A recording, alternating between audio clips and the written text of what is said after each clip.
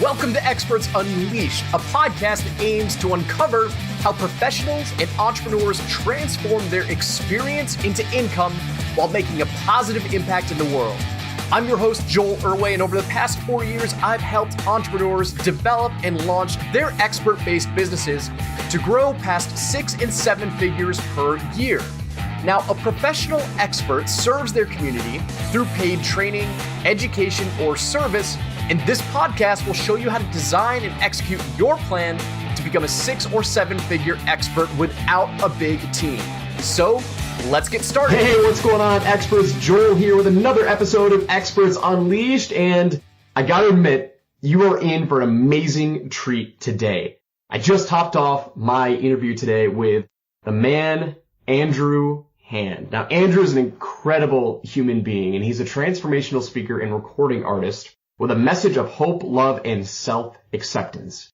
Andrew's purpose is to help others see their greatness and inner light, and he's got a website that you can go check out. But what's really, really cool about Andrew's story is that he's actually got a band named Echo Drive, and his goal is to have stadium-worthy singles, stadium-worthy content. So he wants to get his band and his art and his songs out into the masses. And so I loved my conversation with Andrew because as a true expert, you always have to figure out how to spot and create opportunities, right? That's the whole purpose of this podcast. And so what's interesting about his journey is that he had a very unique journey, and he's got a story that is very, very powerful, but you'll see that he's doing things on the side to kind of build this main passion business of his. And so what I want you to focus on is how Andrew is building one dream to support another. Now, his band Echo Drive has some amazing music out there, and there's no doubt that he is going to absolutely crush it.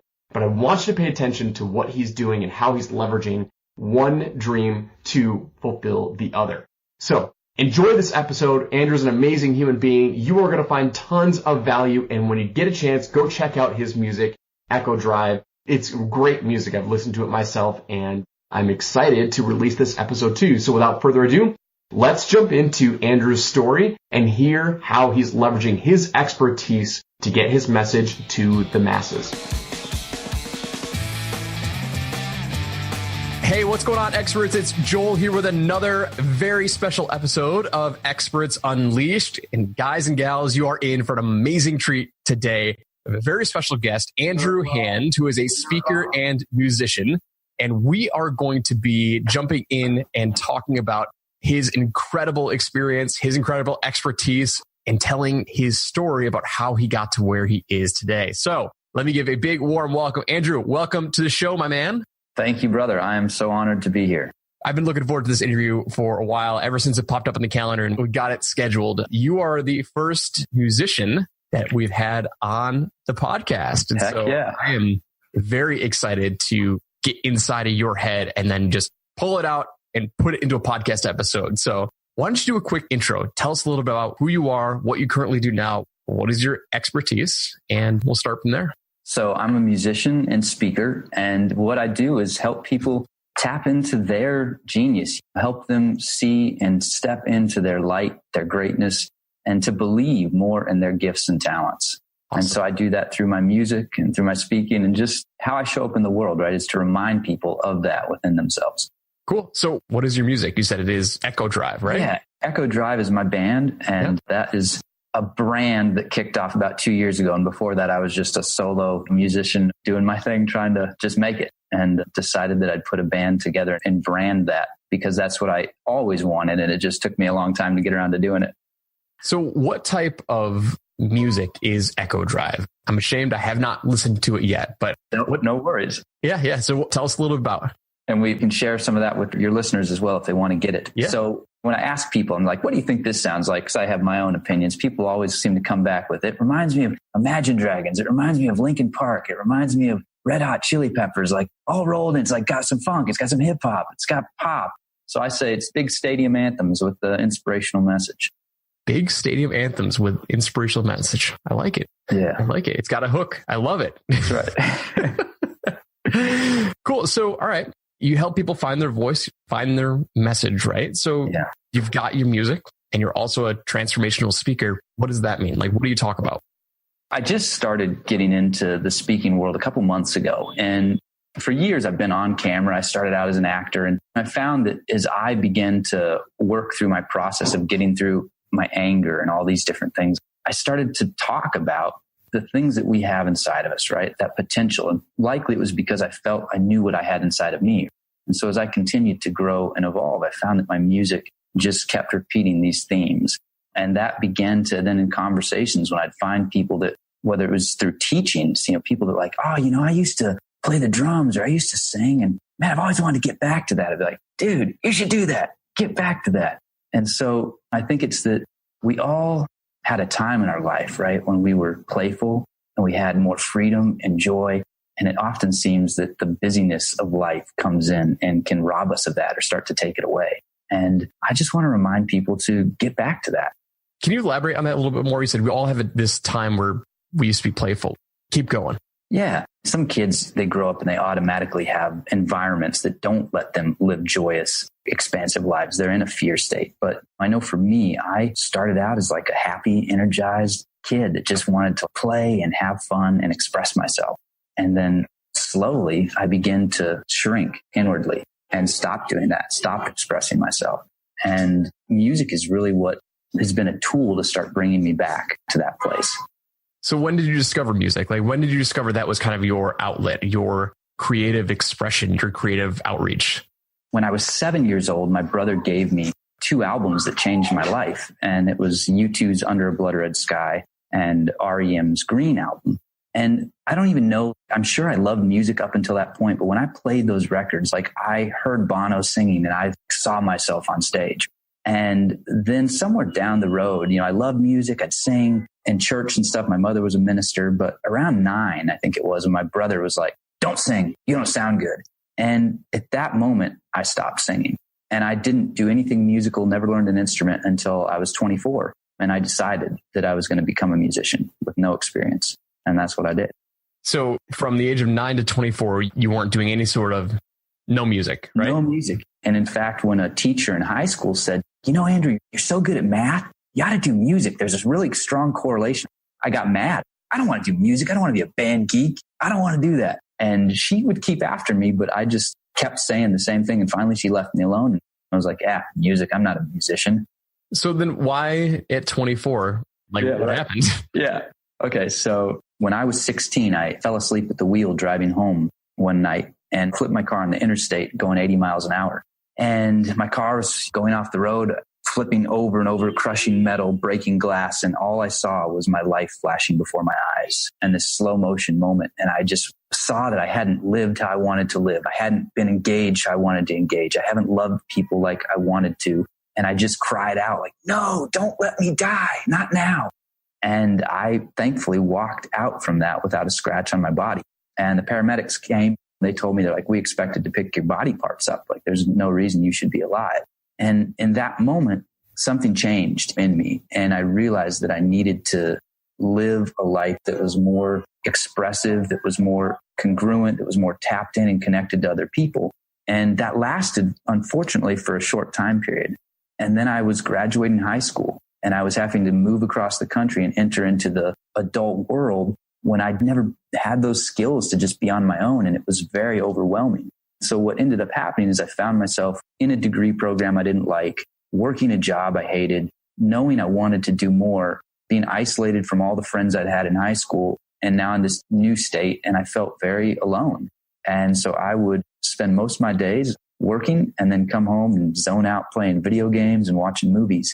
And that went on for about 7 years until these 2 guys I worked with were musicians. And when they talked about music, touring and making albums, I was like, man, I want to do that. That sounds awesome.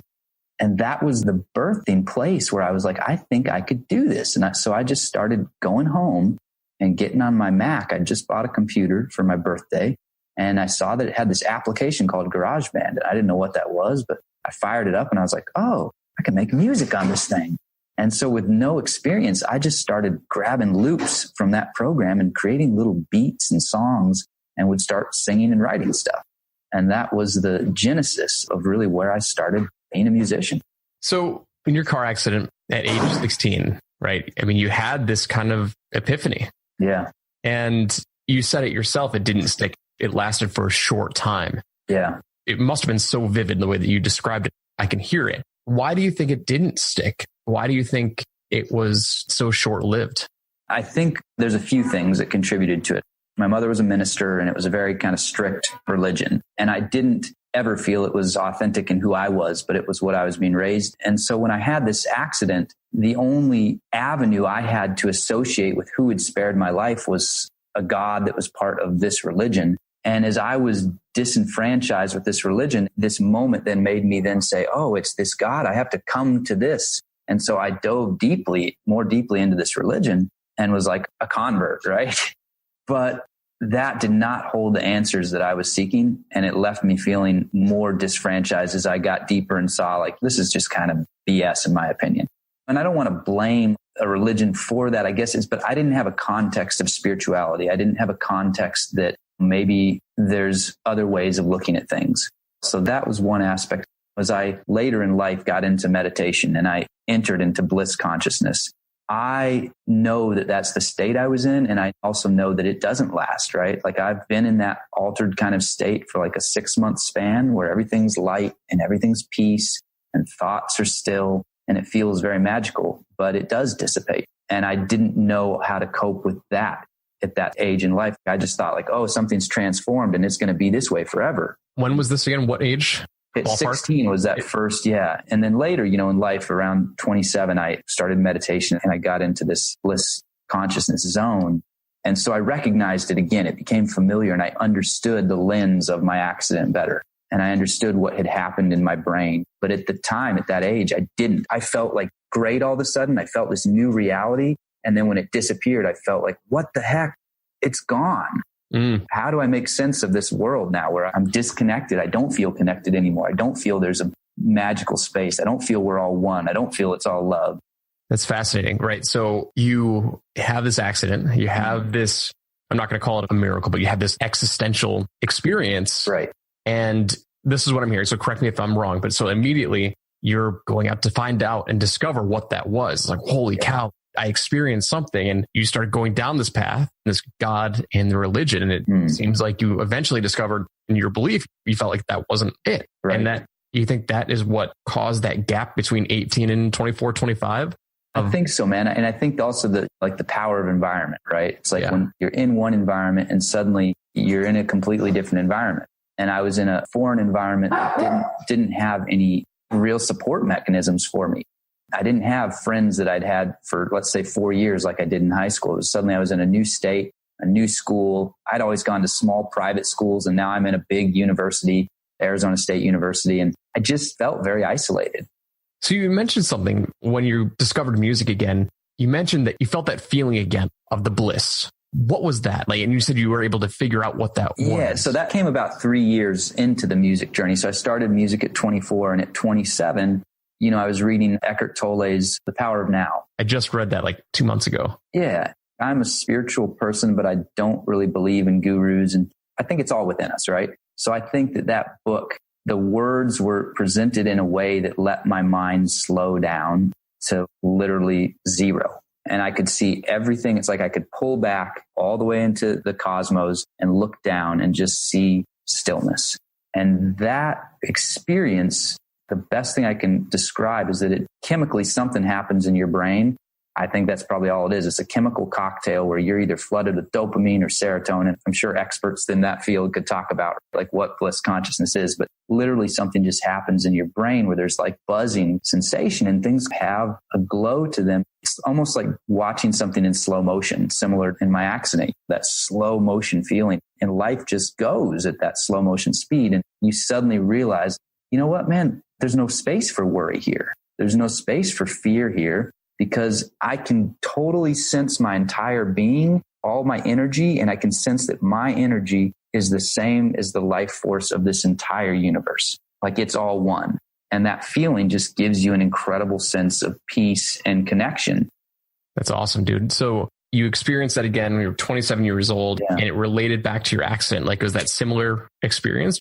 Yeah. And it took me years to actually even understand that. Like it took me probably until just a few years ago where I saw that parallel, that I had one more experience where I went into bliss consciousness. So I could now connect the dots looking back, these 3 points, and say, oh my gosh, that was all the same thing. That's awesome. How has bliss consciousness played a role now in your music career and your speaking career? Like, how is this all building up to each other? Right. I think what it's done is created that intention. You know, you get a glimpse into that window, right? I saw it at 16. I saw it again at 27. And in between there, when I got out of it, I was an angry person. I had to work through a lot of stuff. Suddenly I was the exact opposite of bliss. And my music was angry. And so you get enough venom out and suddenly you're like, you know, I don't want any more venom in my life. I don't want my music to be venomous. I want to be more peaceful. I want my music to reflect how I want to feel. Well, I can tell you exactly, like there was this point when I was living in New York City and I just woke up one night and I was like, I'm going to create this project called Songs for Oprah. I'm going to make songs that are about having a positive difference and I'm going to send them to Oprah. And like, I'm going to donate proceeds to charity. I'm going to get on her show. She's going to be like a partner. And so I had this idea, right? So every week I wrote a song and I recorded a music video and I would send it off to Oprah's whatever default probably contact box, like somehow at that age thinking I was going to reach Oprah. But that project really was the first time that I set out a conscious intention and said, I'm going to create positive music with a goal to inspire people through music. These songs can be a catalyst for them, right? In their life to have something positive, something good other than the kind of music I had been making. How long did you do that for? How many songs did you send to Oprah? Yeah. So I think about by week 6, I was like, all right, I'm not reaching Oprah. So I stopped sending them to Oprah, but I kept sending them to my fan list and I kept doing the project and I kept calling it Songs for Oprah. And it went, instead of a year, I made it 23 weeks. So I made it about half the time. And that was a letdown. I was disappointed in myself, but I was also proud of myself that for 23 weeks, I wrote a song and I filmed a music video and I recorded that song. That's a lot to do. And I was proud of myself. So when was this? When did this happen inside of your timeline? So this was 2008. 2008. Okay, cool. So what happened after that? What happened after 23 weeks and Songs for Oprah disappeared? Yeah. I felt a little bit of discouragement in that, but I also felt I had learned something. I'd learned about what it meant to have a definition behind my life, to have a purpose. And I couldn't go back, right? It's like once I'd made 23 songs with that intention, it was clear, like, that's my jam, man. That's home base, is trying to speak my truth, speak the reality that I want for myself and that I want to share with others. Like, that's got to be in the music. So it just didn't stop. And that doesn't mean that I didn't write songs that didn't have that. And they don't always. It's not like every song is some positive Tony Robbins type thing or, you know, whatever. But there's always that intention that I want to leave the listener feeling better than when they started the song, or that they can move through something. Like if they're going through a relationship, they can identify with the struggle within the song and they can feel a bit of catharsis by the time they're done listening. What were the next projects after Oprah? In your mind, where was the vision going? It's crazy, dude. I mean, that sent me into realizing that I didn't know how to market.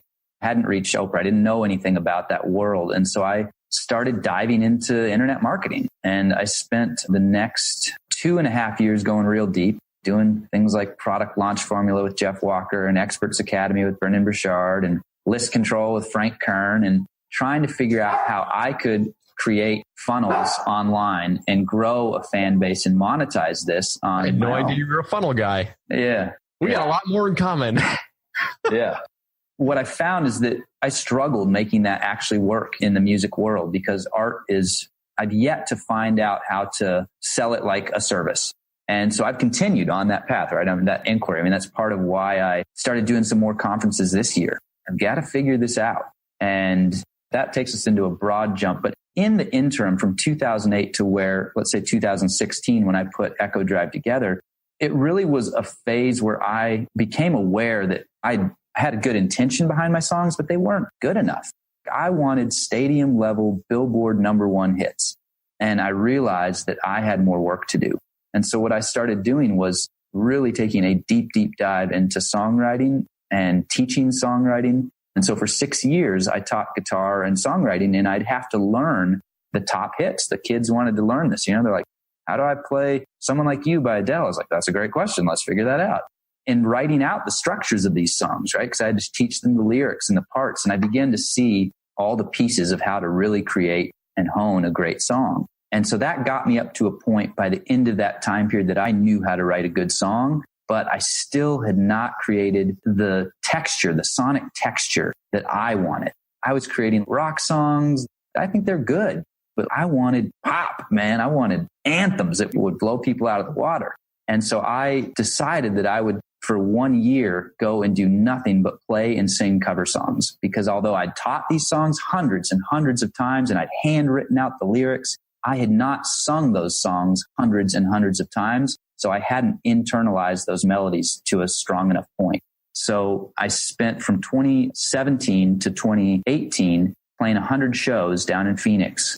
And by the end of that time period, I can tell you that I had a strong internalization of pop melodies. And that is when the songs that I sent you and that I would share with your listeners off my upcoming album, that sound was born. That's awesome. And that's what I'm really excited about. So what is it that makes that I just wrote down the perfect song or the perfect melody, right? I mean, you've been studying it in some form for quite a while. Yeah. What is it that makes it up? It's kind of crazy, man. There is no perfect answer, but I'll tell you a few of the frameworks. One is knowing your structure. So that is the order with which a song takes place. So you have things like intros, you have verses, you have choruses, you have pre-choruses, you have bridges, and you have transition segments. And the craft of hit songs is very methodical in those. And it's not like they just sit down and are guessing about it, right? It's like, we know, hey, we're going to have an 8-bar verse. We're going to have a 4-bar pre-chorus. We're going to go into a 16-bar chorus. We're going to have a 2-bar musical transition. It's just very methodical, right? And so there's a few of those frameworks that are common in songwriting, a few of those structures. And then there's a few chord progressions that are common. It doesn't mean that they have to be, right? But like a 1-5-6-4 chord progression. Now you or your listeners may not know what that means, but it just means that it's picking out of a key an order to the chords that has been used. This one progression, for example, Someone Like You by Adele. It's also Demons by Imagine Dragons. It's also I'm Yours by Jason Mraz. We could find literally thousands of songs that have used this progression. And it's just really pleasing. It works really well. And when you want a big major key pop hit, it's a great place to start. That's awesome. Well, you just gave a couple of examples. I was going to ask you, what have been the major inspirations for you when you're like, oh, can you remember the first song that you studied that was like, it started to make sense? When you're able to kind of connect the dots, maybe you won't have the answer to this because I don't know if I'm asking it properly. I like to ask these aha moments when you discovered that there were patterns. You obviously connected those 3 songs, Adele, Jason Mraz. Was that the first one that you were able to kind of connect with those progressions, or? I can't remember the first lesson that I taught. It only takes handwriting. I would hand transcribe. I knew that that was important. I don't know why. I could have typed it up, but I just knew that I needed to take my pen and write these out for my students on a 1 sheet, an 8.5 by 11 piece of paper. And there's only a few times where you're like, oh, those 6 songs I just did, all those verses were 4 lines long and they all used an alternating rhyme scheme, let's say. And 3 of those were like 1-5-6-4 chord progressions, let's say. So I taught hundreds and hundreds and hundreds of these songs. So it just didn't take too long where it was like, oh, here we go. Here's another 2-line pre-chorus that's going into an 8-line chorus. How long were you teaching music? Was that from 2008 to 2016 or 17? It's in 2010. Actually, I moved to Montana. So I'd been in New York City, was trying to do my own thing, dove into internet marketing. And in 2010, a few things happened where I couldn't go back to New York, despite the fact that I desperately wanted to. And I kind of had to tuck my tail between my legs and go live with my mom in Montana to regroup. From that time period where I was like, here I am in Montana, not where I want to be. I want to be in New York. I don't know what the heck's going on in my life. Things just feel like they're falling apart. And I just said, what can I do? What's one thing I can do? I was like, well, I know music. I can start teaching it. And that really kind of picked me up and let me get back into songwriting and just dig, like I said, deep into this study. And that lasted from 2010 to 2016 when I actually got sick. And this is one reason why Maggie's interview was so cool is I had a serious health crisis where I couldn't get out of bed one day to go teach. And from that point, I would have probably kept teaching, but it's like I could not. And I had to stop working. I couldn't do anything. I was losing weight. My body wasn't absorbing nutrients and I thought I was dying. So I had to even let go of music in that time period. I had to surrender everything and just try and start getting healthy. And in that process, before I'd put a band together like 8 months before, and I was playing shows as much as I could, staying up late. I'd stopped eating healthy. I was like, I don't care if it's gluten. I'll eat gluten because I'm trying to make my dreams happen. I'll eat anything. Burger and fries at the end of a gig? Sure, sign me up. And what happened is that, and having mold in our house that we discovered, it was like a perfect storm where these things, like pushing myself, mold in the house, it did something to my body where I was flatlined.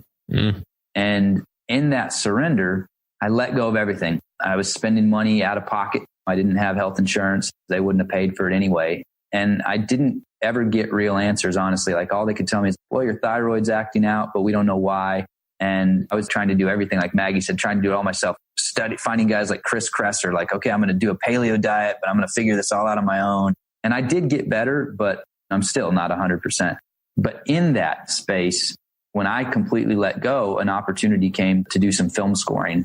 That provided me with an income level that let me make this jump to go down to Arizona, get into a big market, 6 million people, where I could play as much as I wanted to and just start to earn some serious money and also get better.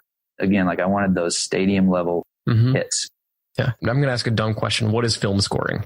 Okay. So scoring is just usually orchestral, but all it really means is putting music to film. I mean, film scoring would be a film, right? Commercial scoring would be a commercial. But actually, I should have said commercial because we were doing mostly commercials. But like I got to do an Arnold Schwarzenegger commercial. I got to do a Jackie Chan commercial. For me, those were like people as a kid. I was like, man, I loved action movies. Arnold was one of my biggest heroes. So it was really cool to be able to do that. And yeah, I guess also get into a world like orchestration's always been a huge thing to me. And I've always wanted to blend it with pop.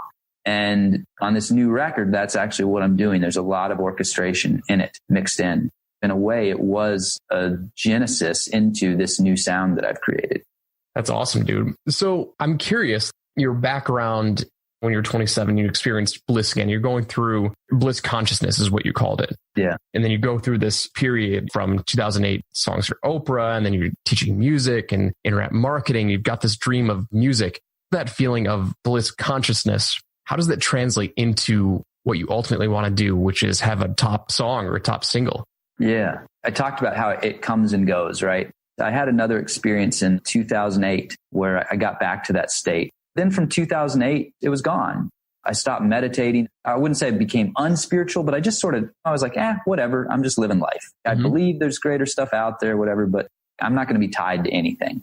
I've gone through a lot of depression in my life. In the period from 2010 to 2016, there was a lot of peaks and valleys, man.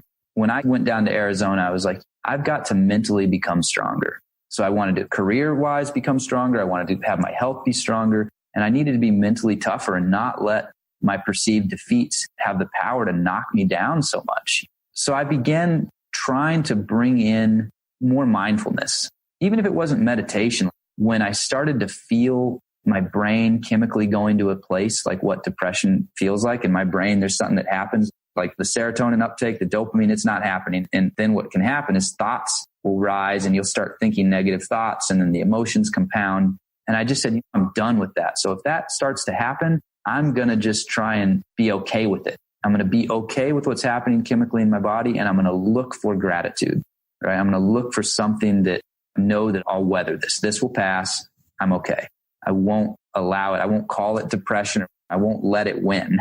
And that, I'd say above and beyond anything, I've started to meditate more and get centered regularly. But just when that happens, when it kicks in, I mean, it was happening today, man, this morning, I was like, I've got this interview with Joel. This is exciting. I'm not going to let it win. I don't even know if that answers your question, but it kind of does. I was asking if your mindfulness played a role in the type of music that you wanted to create and that you are creating. Yeah, it does, man. Without a doubt, because as I said in the beginning, I want to reach people and inspire. I mean, I just believe music is so powerful. And when there's that emotion, it's like, yeah, I see the dark, right? The song can honor and recognize that pain, but it can move through it. And that is ultimately what I'm trying to do every day and every moment. If I start to feel depression coming in, overwhelm, it's a moment by moment process of being like, you know what, man, Andrew, this is a choice. You have a choice of how you're going to interpret this and the meaning you're going to put to it. That doesn't mean we got to push feelings away, push sadness away. That's real, but it's like I can be sad, but I can also not be crushed and devastated like that. I allow it to control me. I can sit with it and I can honor it. And I think that's ultimately what I want to bring in my music. It's like you have a dream, you feel that inside of you, and you listen to a song like my song Dreamer. And at the end of that, tears are streaming down your face and you feel like, man, I'm going to push more for my dreams. It's been hard. It's been rough, but I believe in me. And I'm going to stand up for that. There you go. So when did the opportunity of becoming a transformational speaker come up? How did that come about? So this is kind of an interesting thing, right? So when I was at Experts Academy back in 2010. That's Brendan Burchard's event. Brendan Burchard, yeah. And one of his things is his accident story, right? And as I'm sitting there, I'm like, what? This guy is telling my story. Kid that has an accident, sees his life flash before him. So then, of course, I was like, oh, I can do that. I'm going to be like a speaker. I'm going to have like my own events. I'm going to be the next Tony Robbins. Or in that moment, I developed a personal development course and I was really gung-ho. I was going to share this message. When that completely flatlined and out of my entire list, I think I got 2 opt-ins. It was an utter failure.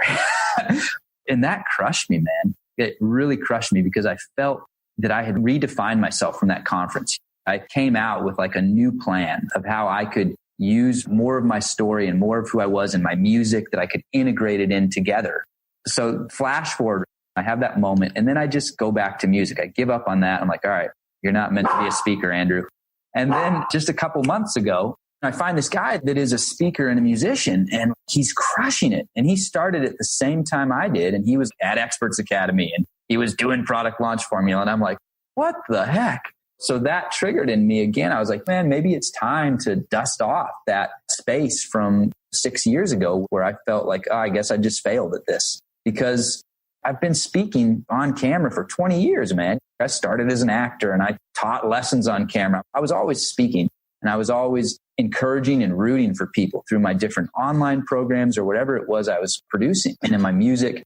So I hired this guy, got in his mastermind. And that was the beginning really of this leap, this second leap that I've just jumped off the deep end in a way that I never have before. So it's been a couple months of just like starting to get those materials together, start speaking. Last year was all about cover songs, right? And just playing 100 gigs and internalizing that to get songs that were at a level of being stadium worthy. And then this year I said, you know what? I'm going to enter into an income bracket. If I can use speaking and that message and share in a more 360 degree way of, let's say, who I am, and also have the income to, let's say, triple what I made last year, that will give me a huge leverage point to keep investing back into my business and growing this music to the place where I want to be, right? Ultimately playing stadiums. So music is still the end goal. The stadium worthy song is still the end goal, and your transformational speaking is the way to help support that. And absolutely. So I'm curious, how are the mainstream bands getting those stadium worthy songs?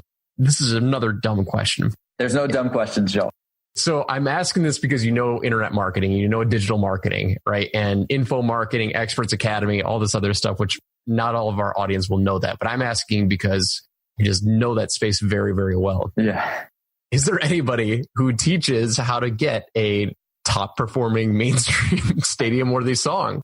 To teach songwriting, for sure. Yeah, there's guys that are using the internet marketing model. A great example is this guy, Graham Cochran. He was a Ramit Sethi student and he's making, I think, $70,000 a month. And he's teaching people like how to record. It's called the recordingrevolution.com. And his thing is that he's like, look, I don't care if you've got an iPhone or the cheapest gear there is. I can show you how to hone your ears and to hone your mixing skills and to create sonically great songs. And so there's people, though, that are doing that in a songwriting sense, too. Some of these guys that have written hit songs, they're now putting on master classes to teach songwriting. For sure, more and more musicians are jumping on the internet marketing bandwagon. And I can't speak to the quality of all their programs because I haven't been in all of them. Mm-hmm. But yeah. We had a guest, Dr. Lindsay Padilla. Oh, yeah. Lindsay was at 90 Day Year. She's awesome. Yeah, she's amazing. She's not a musician. She's in a previous Experts Unleashed episode.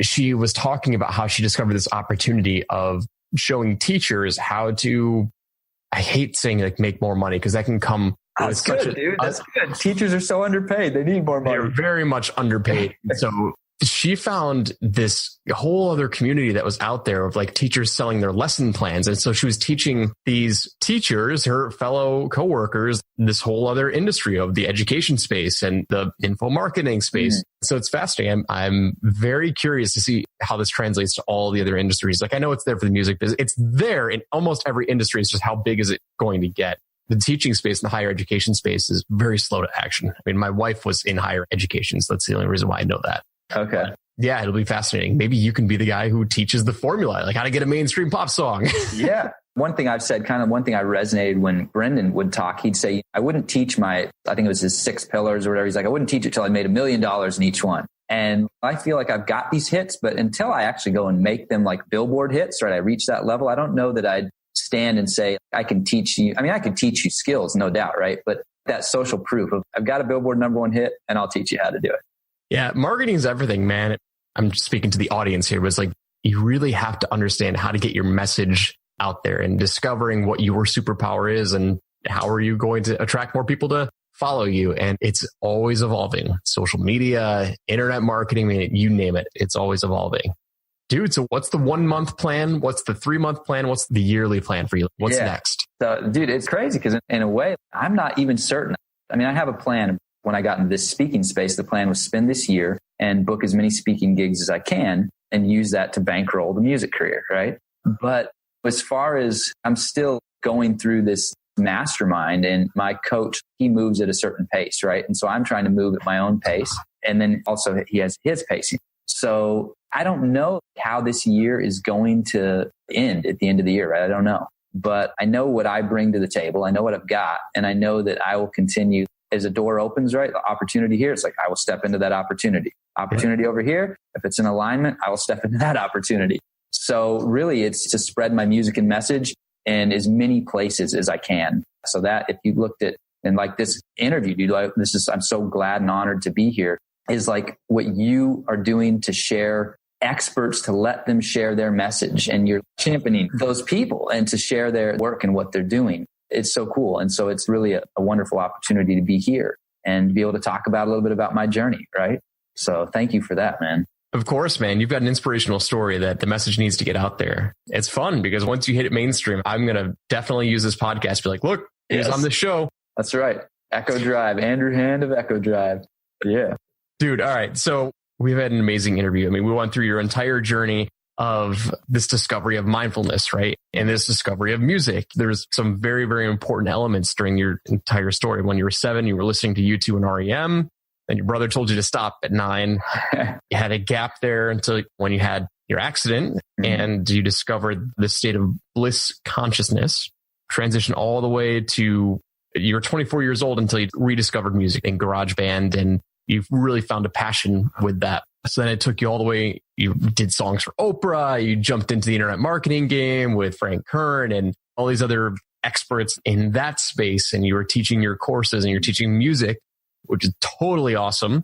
And ultimately leading you to where you are now. And you've still got this goal. You've got your band Echo Drive and stadium music, stadium worthy music. And you're also doing speaking to help support that. I love that. Did I leave anything out? Is that... Dude, you got it in a perfect nutshell. It's awesome.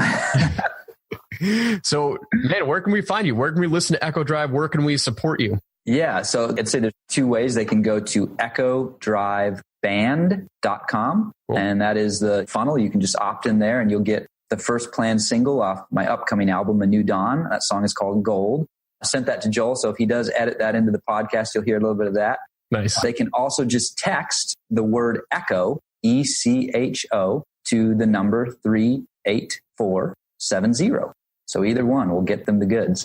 That's so awesome. Spoken like a true internet marketer. You can opt into my funnel and That's right. That's right. And they'll get to know me even better because there's parts of that story that haven't been shared. And so they'll get to know me a little better because very much conversation is the biggest thing to me. And I really always, when I started internet marketing, like spamminess and like, hey, get my stuff. Hey, check this out. Like pitching all the time. I was like, man, that is so uncool. Let me share myself with you. Let me tell you a little bit about who I am. And I want to hear about you. Tell me about who you are and let's have a fun journey together. I love it, dude. I had no idea that you were in the internet marketing space. I have a whole other podcast called Sold with Webinars that is cool. all digital marketing. And so it's funny to see the two coincide because I did not expect that to come up in the interview at all. But that's cool. Yeah. But Andrew, man, I had a blast, and I want my listeners to know, go check out Andrew, go follow him, head over to his site, ecodriveband.com, and reach out to him. Let him know that you heard him on Experts Unleashed, and go support him because this is what this is all about. So Andrew, thank you so much, man. Thank you for sharing your story, and we'll wrap up this episode, and we'll see you all on the next one. Take care. Thank you so much, Joel. Thanks so much for listening. We hope you enjoyed today's episode, and we look forward to giving you the next one. Now, if you want additional trainings and content outside of the podcast, I release exclusive video trainings on my Experts Unleashed YouTube channel. And if you'd like to come hang out with thousands of other fellow experts, join our Facebook group community where we do hangouts and webinars to help support you in your journey.